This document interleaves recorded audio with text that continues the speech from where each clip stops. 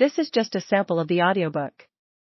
To get the complete audiobook, access the link posted in the first comment. Downstairs. How brave they'll all think me at home.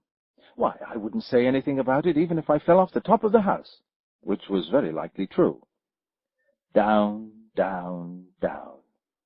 Would the fall never come to an end? I wonder how many miles I've fallen by this time, she said aloud. I must be getting somewhere near the center of the earth. Let me see. That would be 4,000 miles down, I think. For, you see, Alice had learned several things of this sort in her lessons in the schoolroom, and though this was not a very good opportunity for showing off her knowledge, as there was no one to listen to her, still it was good practice to say it over. Yes, that's about the right distance. But then I wonder what latitude or longitude I've got to. Alice had not the slightest idea what latitude was, or longitude either, but she thought they were nice, grand words to say. Presently she began again. I wonder if I shall fall right through the earth. How funny it'll seem to come out among the people that walk with their heads downwards. The antipathies, I think. Well, she was rather glad there was no one listening this time, as it didn't sound at all the right word. But I shall have to ask them what the name of the country is, you know. Please, ma'am, is this New Zealand or Australia? And she tried to curtsy as she spoke. Fancy, curtsying as you're falling through the air. Do you think you could manage it? And what an ignorant little girl she'll think me for asking. No, it'll never do to ask. Perhaps I shall see it written up somewhere. Down, down, down. There was nothing else to do, so Alice soon began talking again. Dinah'll miss me very much tonight, I should think. Dinah was the cat. I hope they'll remember her saucer of milk at tea-time. Oh, Dinah, my dear, I wish you were down here with me. There are no mice in the air, I'm afraid, but you might catch a bat, and that's very like a mouse, you know. But do cats eat bats, I wonder? And here Alice began to get rather sleepy, and went on saying to herself in a dreamy sort of way, Do cats eat bats? Do cats eat bats? And sometimes, do bats eat cats? For you see, as she couldn't answer either question, it didn't much matter which way she put it. She felt that she was dozing off, and had just begun to dream that she was walking hand in hand with Dinah, and was saying to her very earnestly, Now, Dinah, tell me the truth. Did you ever eat a bat? When thump, thump, down she came upon a heap of sticks and dry leaves, and the fall was over. Alice was not a bit hurt, and she jumped up onto her feet in a moment. She looked up, but it was all dark overhead. Before her was another long passage, and the white rabbit was still in sight, hurrying down it. There was not a moment to be lost. Away went Alice like the wind, and was just in time to hear it say as it turned a corner, Oh, my ears and whiskers, how late it's getting. She was close behind it when she turned the corner, but the rabbit was no longer to be seen. She found herself in a long, low hall, which was lit up by a row of lamps hanging from the roof. There were doors all around the hall, but they were all locked, and when Alice had been all the way down one side and up the other, trying every door, she walked sadly down the middle, wondering how she was ever to get out again. Suddenly she came upon a little three-legged table, all made of solid glass. There was nothing on it but a tiny golden key, and Alice's first idea was that this might belong to one of the doors of the hall. But, alas, either the locks were too large, or the key was too small, but at any rate it would not open any of them. However, on the second time round she came upon a low curtain she had not noticed before, and behind it was a little door about 15 inches high. She tried the little golden key in the lock, and to her great delight it fitted. Alice opened the door and found that it led into a small passage, not much larger than a rat-hole. She knelt down and looked along the passage into the loveliest garden you ever saw. How she longed to get out of that dark hall and wander about among those beds of bright flowers and those cool fountains. But she could not even get her head through the doorway. And even if my head would go through, thought poor Alice, it would be of very little use without my shoulders. Oh, how I wish I could shut up like a telescope. I think I could, if I only knew how to begin. For, you see, so many out-of-the-way things had happened lately that Alice had begun to think that very few things indeed were really impossible. There seemed to be no use in waiting by the little door, so she went back to the table, half hoping she might find another key on it, or at any rate a book of rules for shutting people up like telescopes. This time she found a little bottle on it, which certainly was not here before, said Alice, and tied around the neck of the bottle was a paper label with the words, "Drink me," beautifully printed on it in large letters.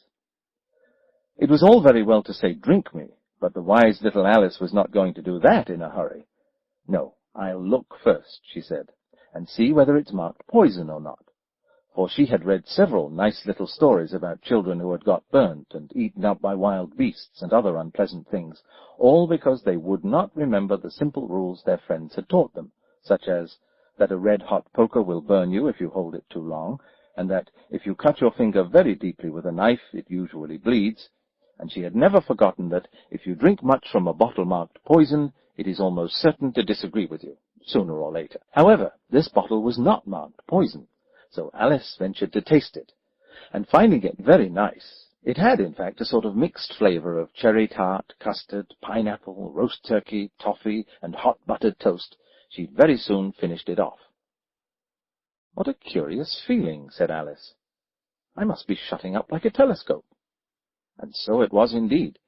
She was now only 10 inches high, and her face brightened up at the thought that she was now the right size for going through the little door into that lovely garden. First, however, she waited for a few minutes to see if she was going to shrink any further. She felt a little nervous about this. "For it might end, you know," said Alice to herself, "in my going out altogether like a candle. I wonder what I should be like then." And she tried to fancy what the flame of a candle looks like after the candle is blown out, for she could not remember ever having seen such a thing. After a while, finding that nothing more happened, she decided on going into the garden at once. But, alas for poor Alice! When she got to the door, she found that she had forgotten the little golden key, and when she went back to the table for it, she found that she could not possibly reach it. She could see it quite plainly through the glass, and she tried her best to climb up one of the legs of the table, but it was too slippery. And when she had tired herself out with trying, the poor little thing sat down and cried. "Come, there's no use crying like that," said Alice to herself rather sharply. "I advise you to leave off this minute." She generally gave herself very good advice, though she very seldom followed it, and sometimes she scolded herself so severely as to bring tears into her eyes.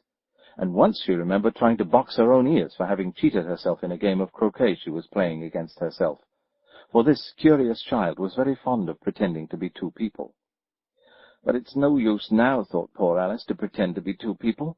Why, there's hardly enough of me left to make one respectable person." Soon her eye fell on a little glass box that was lying under the table. She opened it and found in it a very small cake on which the words, "Eat me," were beautifully marked in currants. "Well, I'll eat it," said Alice, "and if it makes me grow larger, I can reach the key, and if it makes me grow smaller, I can creep under the door. So either way I'll get into the garden, and I don't care which happens." She ate a little bit and said anxiously to herself, "Which way? Which way?" holding her hand to the top of her head to feel which way it was growing, and she was quite surprised to find that she remained the same size. To be sure, this is what generally happens when one eats cake, but Alice had got so much into the way of expecting nothing but out-of-the-way things to happen that it seemed quite dull and stupid for life to go on in the common way. So she set to work and very soon finished off the cake. Chapter 2. The Pool of Tears. "Curiouser and curiouser," cried Alice. She was so much surprised that for the moment she quite forgot how to speak good English. "Now I'm opening out like the largest telescope that ever was.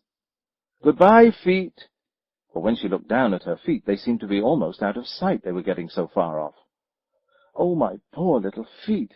I wonder who will put on your shoes and stockings for you now, dears. I'm sure I shan't be able. I shall be a great deal too far off to trouble myself about you. You must manage in the best way you can." "But I must be kind to them," thought Alice, "or perhaps they won't walk the way I want to go. Let me see. I'll give them a new pair of boots every Christmas." And she went on planning to herself how she would manage it. They must go by the carrier, she thought, and how funny it'll seem sending presents to one's own feet. And how odd the directions will look. "Alice's right foot, Esquire. Hearthrug, near the fender, with Alice's love." Oh dear, what nonsense I'm talking! Just at this moment her head struck against the roof of the hall. In fact, she was now rather more than 9 feet high, and she at once took up the little golden key and hurried off to the garden door. Poor Alice! It was as much as she could do, lying down on one side to look through into the garden with one eye.